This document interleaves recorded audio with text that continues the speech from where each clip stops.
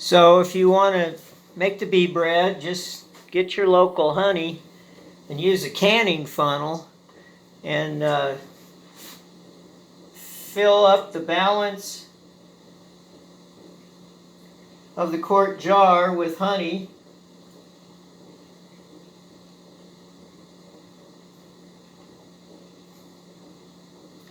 This can be a messy process.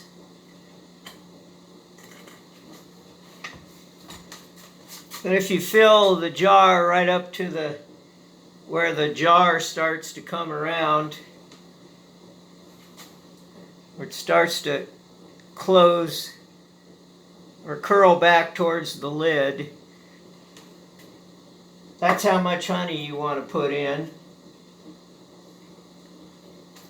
Here I'm making a gallon of bee bread. It takes a while to make, so you want to make up several jars because you tend to use it faster than you can produce it.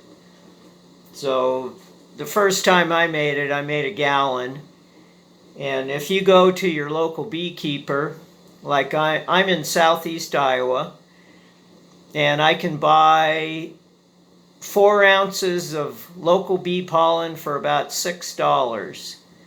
So you have about $24 worth of bee pollen, and then for a gallon of honey or two, this is, it doesn't say the weight, but this is a gallon of honey, and this was about $50. So you're going to have about $75 making a gallon of bee bread, but it's well worth it if you go through the trouble to make it.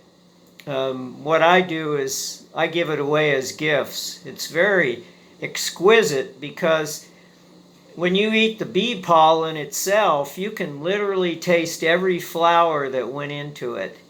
And it's a very wide variety of colors and textures, and it's incredible. If I can get you a spoon, and I'll show you what it looks like up close. It's varied in color, and you can see all the different flowers, and depending on the time of year you get it, you can pick the time to get it. It's usually more available by midsummer, and then this is fall variety, so it has a lot of goldenrod in it. You can tell it'll be bright orange. So anyway, this is the process. Once you have the 16 ounces of bee pollen and 16 ounces of honey, you seal that lid up really tight. These are quart canning jars. You seal it up tight, and this is what it looks like up close. And then you just do this.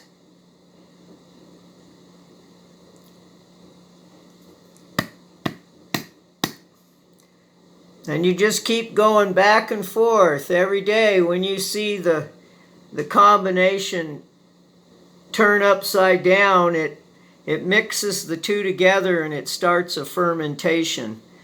And it doesn't produce carbon dioxide, so you don't have to worry about it blowing the lid off, but you just keep rotating it and get the two mixed together, and if you want, you can start out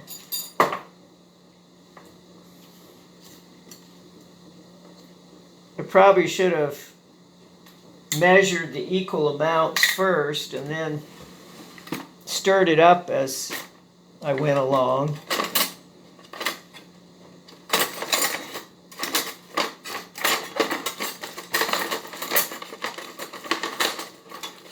But you can take a tool like this